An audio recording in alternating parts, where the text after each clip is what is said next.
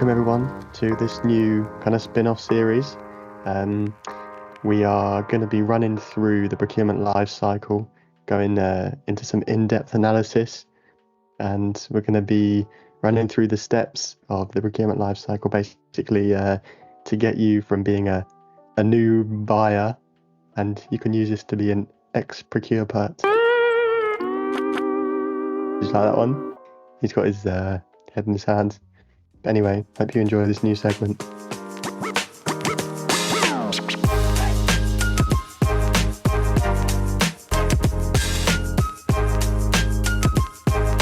Hello and welcome back to Let's Talk Procurement, the only show you need to master the art of procurement. Let's go. Right, thank you for joining us today. I'm your host, Luke 1, and with me as always, Luke 10. Luke 10, how are you, my friend? I'm good. We're recording with cameras on today. It's nice to see your face and get an insight into your house. You've got a few nice things in the background. Thank you. Yeah, like my washing that's drying. Yep. And some graduation pictures. But interestingly, your hair doesn't seem to grow. I'm just wondering, have you had another trim recently? Do you know, I actually haven't. I've gone quite a while without a trim. I know it doesn't really seem like that, but I think maybe I might have some stunted hair growth or something. But yeah, I noticed the beard's come out a bit. I've let the beard get a bit longer. I know Nice. I know all the people on the podcast have been looking at our profile covered picture sort of thing, and maybe we should kind of like, I don't know, have our thoughts like into the public domain about it, because I keep getting people that are saying you're the well, okay, to start off from the start, right? There's a really hench, good-looking, muscly Chiseled, sort of one. Yeah, chiseled guy. This is all AI created, by the way, so we didn't base it off who's who. And then the one on the right is sort of like a bit of a fat, shorter man with a moustache. And everyone keeps telling me that I'm the one on the right and you're the chiseled one on the left, even though neither of them are kind of like based on us. I don't really know what that says about me, but okay. My mum did actually say to me, it's amazing how you got such a good drawing of yourself. And I thought, oh, here we go. That's my mum being my number one fan. Yeah, of course she did. Something that is true. Someone that you know that we work with said that I look like the one on the right.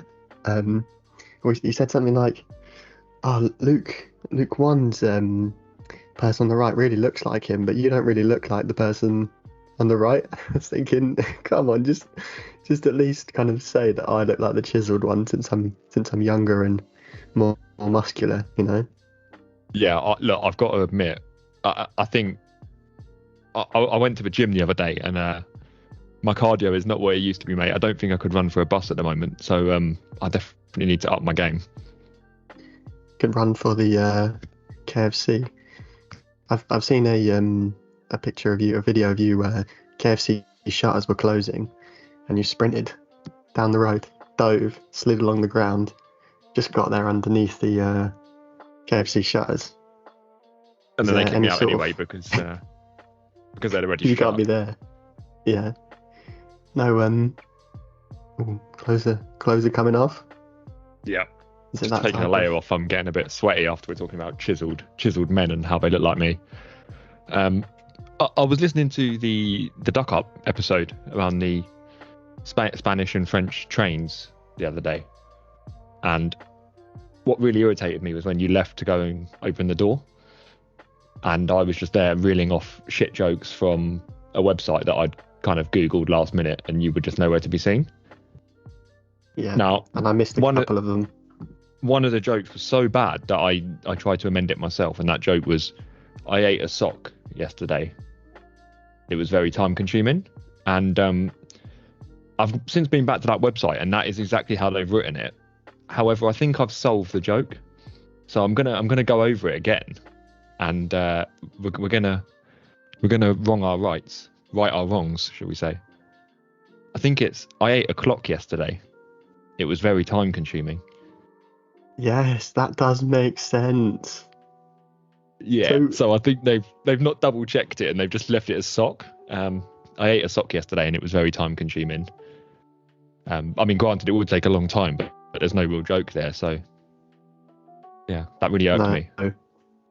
It does make sense, and I think now we've solved a mystery that's going to bug in a lot of people. And maybe this is the start of us kind of being some sort of true crime detective sort of podcast. I know a lot of people like that. That's a little spin-off show coming up soon. I do want to cover today's topic. We should get into that, I think, before we go too far into our crime solving days.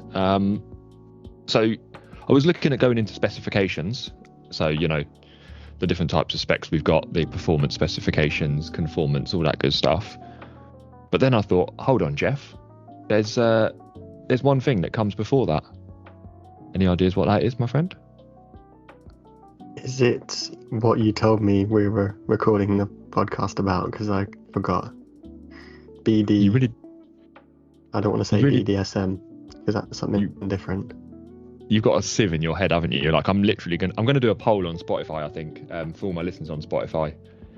Do we think Luke's actually got a chance of getting through level 5 SIPs here? Because he can't remember anything. Bearing in mind, I told him what today's topic was 2 minutes before we started streaming. So it's not looking good. It's up to us. Is atrocious. Yeah, it's up to us to get your bank ingrained, isn't it? So yeah, today's topic is effectively what comes before you go into your specifications. So it's the step before you decide to draft specifications or you decide what specification is best. And that is the business requirements documentation, also known as the BRD. We love an acronym, the business requirements documentation. And there's loads of different ways that a business can do it. It is definitely vital before you do jump into specifying what you think you're going to buy, because actually it makes sure everyone's kind of bought into it. Now, we're going to go through the kind of 12 suggested headings that SIPS recommends as to what goes into a BRD to make sure that all our stakeholders are satisfied. And Luke, if you can do me a favour when we're going through them, if you can relate each example back to our podcast, so we'll make sure that our podcast business requirements document is kind of drafted throughout this episode.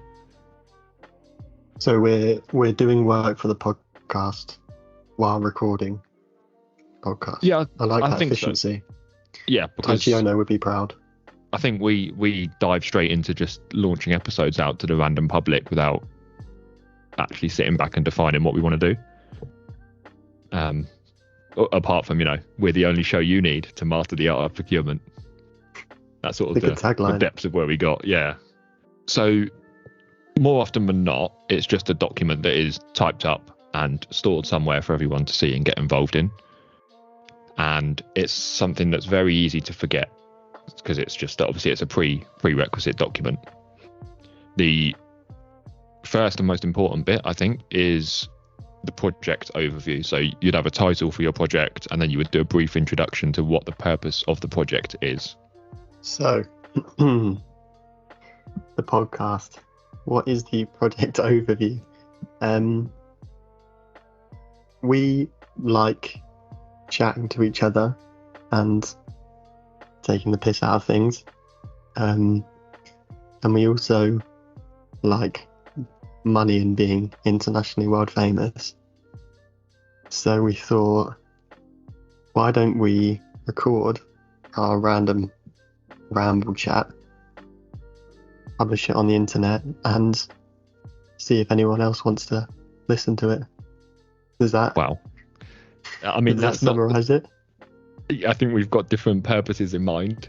Mine was probably more around just making procurement, spoken about a bit more and a bit more publicised, and hopefully get some more people who don't understand the world of procurement taking an interest in it, or helping people get through their SIPs or similar qualifications. But we'll go with yours and our international fame and everything else you seem to desire.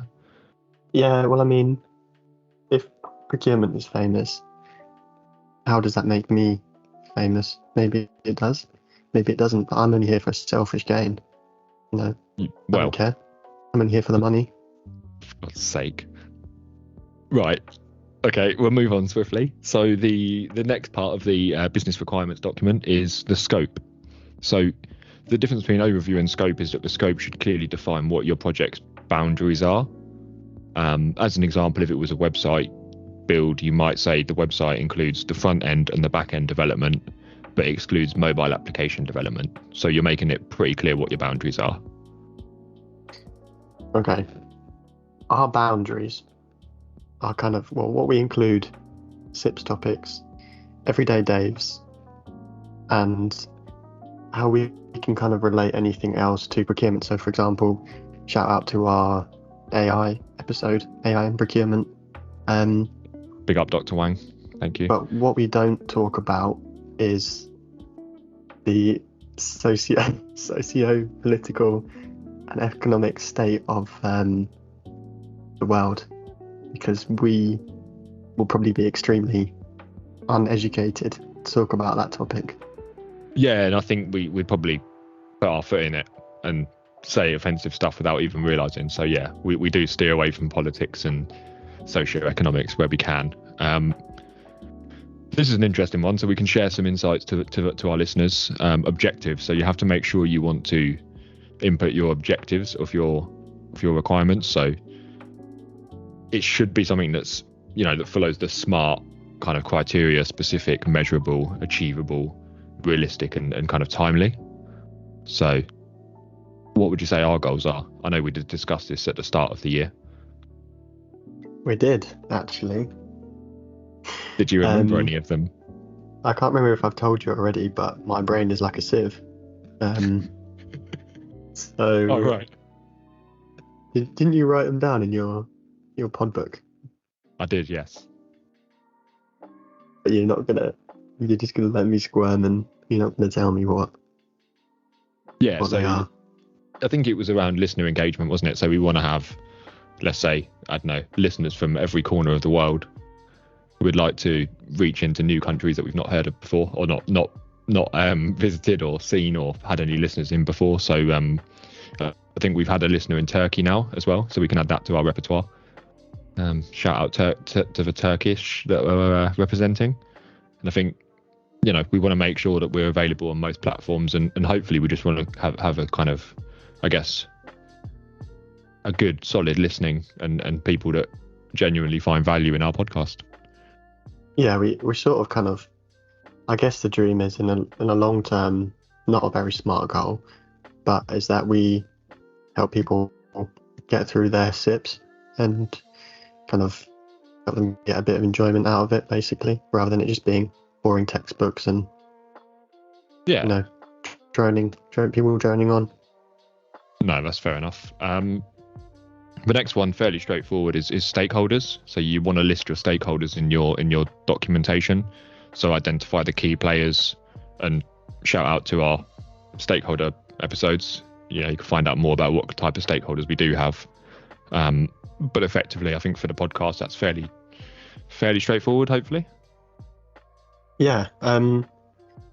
I see stakeholders as being Elon Musk, Jeff Bezos, Steve. Who's the Steve from Apple? Steve Cook? Is it Steve Cook? Tim Cook. Oh my God, Steve Jobs. No, he's dead, isn't he? Yeah, he is. But I thought that might be where you were going. I think there's Steve Wozniak. Yeah, we'll go with Steve from Apple, whichever one's still around. And the listeners, of course. Nah, I don't really care about them. Mate, you are on something today. I've never recorded on a Monday with you again. Moving swiftly on again from stakeholders, we look at both functional and non-functional requirements. So functional meaning, what are the specific features looking at? So, for example, you wouldn't necessarily go into too much detail, but if it was a website, you might want that website to have a shopping cart, a catalogue of products, things like that. So features and scope seem quite similar to me. Am I getting that wrong, or is there like a small difference between them? Yeah, so scope is defined in the boundaries. So what are you absolutely doing? So within the confines of what you are doing and what you're not doing. So we're not talking about world politics. So when we then look at our requirements, we're not going to be adding a link to a news page that flashes up all the latest election results, right? The functional requirements for us would be something like users being able to access our podcast on Spotify, Amazon, podcast hosting, whatever platforms we like, that our content is accessible, perhaps that we've got comment sections and things like that. And then non-functional requirements, kind of like performance and security criteria. So audio quality might be something that we improve on as we kind of grow. And then also things like length of an episode, what security, encryption and stuff like that do we want to add on. Number 7 is constraints. So what constraints are there to our kind of project? Typically that's like the budget, time, technology, things like that. So that should be easy for you. So yeah, absolutely budget, because we are procurement people. We're on a tight budget and we're looking to save costs where possible. Time, unfortunately, the listeners are being selfish and not sending us their money. So we do have to have other things to do to get money. And I think as well, kind of constraints are that sometimes when we start talking about things, we just ramble for a while. So we have to not only do we have to find people that want to listen to things about procurement, but also even smaller group within that, people who want to listen to us. That could be a constraint. Yeah, and I think budget and time is an interesting one, because I had to think who would actually spend the time talking to me with no budget, and I think you were the only one foolish enough to get involved. So thank you for that. Top of a very short list. Yeah, despite slating the listeners that we do have, and technology limitations. Obviously, we started with the microphones that came standard with our laptops, and slowly we're getting minor upgrades to things, and soon we'll be in a studio on top of the BBC. So we'll see. You then look at, I guess it's kind of like the risks, assumptions, and dependencies. So what are the risks to potential, like your go live date, for example? Would that slip because maybe someone is getting involved and potentially stopping it? Are there any risks to delivery? Have you got, I don't know, a dry throat so we can't record for a few weeks, something like that?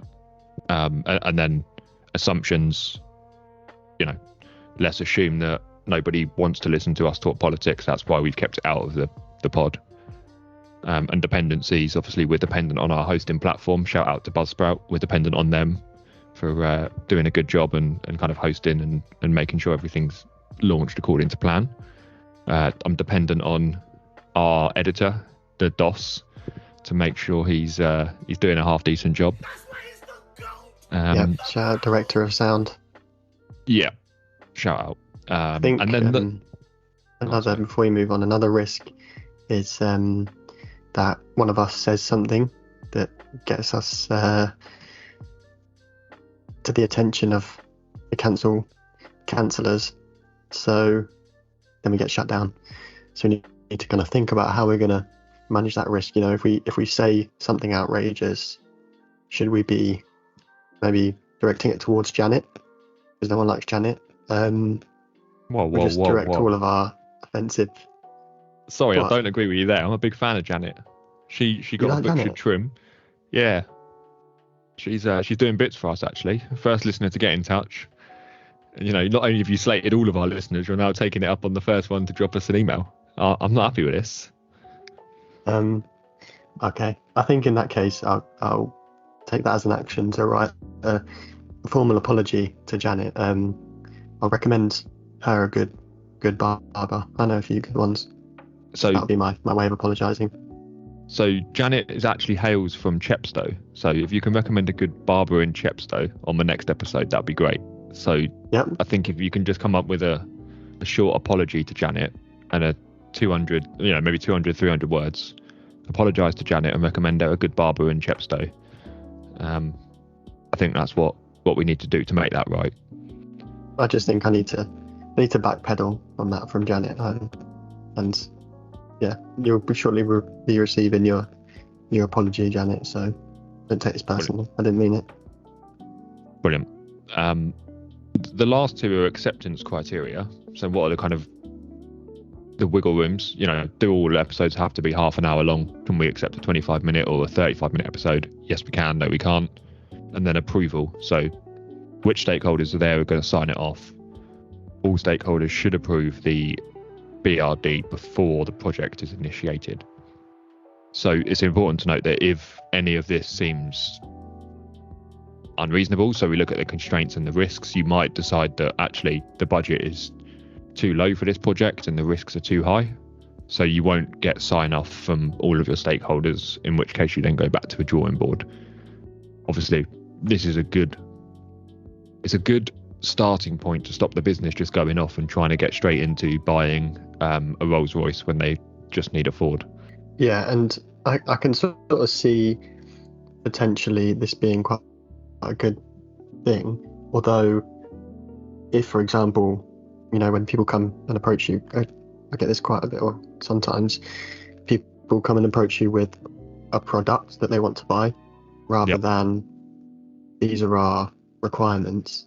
So do you think there's any sort of danger of people filling out this document and, don't know what the word is, kind of filling it out just to kind of only mean that one product in the market suits this? So they shouldn't be able to, just in doing that. If you're going to buy a product, you're going to buy a product for a reason. So that product will be doing something. If it's you need to edit your photos and you come and say you want Photoshop, but actually the issue you've got is that the software currently on your device isn't good enough to edit the photos that you need to for your work. So your scope becomes, well, how can I edit 5 photos a day? What software can I use? The risks are, if we don't use a premium software, we might not be able to get through as many photos in a day. We might not be able to save the photos and things like that. And that's when you then go and jump into the specifications. So I think what a lot of people in the business do, or in many businesses, is they kind of go, well, I'm familiar with this product, so that's what I need. And actually, half the time, you might turn around and say, well, actually, we've got a corporate license for Photoshop, and you can just go and speak to the central management team and they'll give you a Photoshop license free of charge. So we don't need to go and download, I don't know, Photo Edit 2, whatever a different version of software might be. So the business are quite keen to jump the gun. They think, here's a product, go and buy it, happy days. But sometimes we need to take a step back and say, why do you need that product? Is that the right product? Are you buying the best version of that product because you think that's what you need, but it's not actually? Could you get by on a free license, as an example? Yeah, I like this document, and I think it seems like it would go well with a performance specification as well, because it kind of seems like a bit of a starter for 10, as I hear a lot of people say for that. Yeah, and it is a good starter for 10, and I think it helps decide whether the purchase or the product that you're going to move into is actually worth following up on. So it saves you wasting time doing all this market research and stuff first. And secondly, it's great for audit purposes. Obviously, if you've got it saved on your central repository and it's got sign off from all your stakeholders, no one can complain when it blows up or goes wrong, or it's selling data to China. Like, you've got the document signed off. It's not going to be pinned on you as the person who pressed buy. So we've talked about it from a podcast perspective. How could it kind of be used in a exam response? So there's a lot of exam questions that center around what kind of performance mechanisms or what kind of specifications are best for Johnny or whoever, they come up with a name and give a case study. What's the kind of best output? And typically this would be a preamble bit to it that kind of says, well, before we jump into performance or conformance specifications, we might want to explore through a business requirements documentation whether or not we actually need to proceed. And then you just list a few things of what goes into a business requirement document and kind of take it from there, really. But usually it's around identifying needs. So any exams or chapters that look at identifying stakeholders' needs, things like that. This is a prime way of logging those needs, identifying them, and kind of making sure you're taking a joint up approach as a business. Sounds good. Yeah, so hopefully that sticks in your brain. I have little faith, but we shall see. How is your SIPS journey going? Yeah, good. I've only got one more exam to do before I get my FSIPs. So Such a fraud, right? And honestly, what have you actually got left? No progress. All of 5 and 6 to go, basically. But when it does get going, got to make sure the time is right. No need to rush things. Yeah.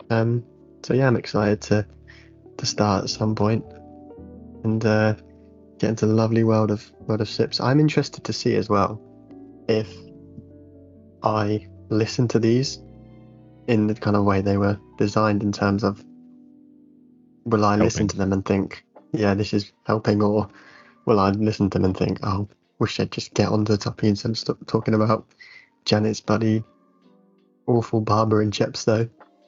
So I would actually recommend that you don't listen to them, because it'll probably knock your confidence with how much stuff you're forgetting from these episodes. All the other listeners kind of think, well, he might not remember it, but if he can do his level 4, surely I can. So just kind of using you as motivation. I like to think that I'm kind of giving confidence to the other people by forgetting things. I'm not actually forgetting things. I'm just pretending to. So you can explain it twice to listeners. Brilliant. Yeah, you're just checking that I know what I'm on about, right? Exactly. Nice. And have we got any ultimatums for our listeners today? Send this podcast to Elon Musk, or Bitcoin will crash. That's that new one. We'll go with that, and we'll see you on the next one. No, we should actually do a better one than that. Nah, that's fine. See you later, mate. Let's keep this last bit in as well. Okay, see you later. See you later.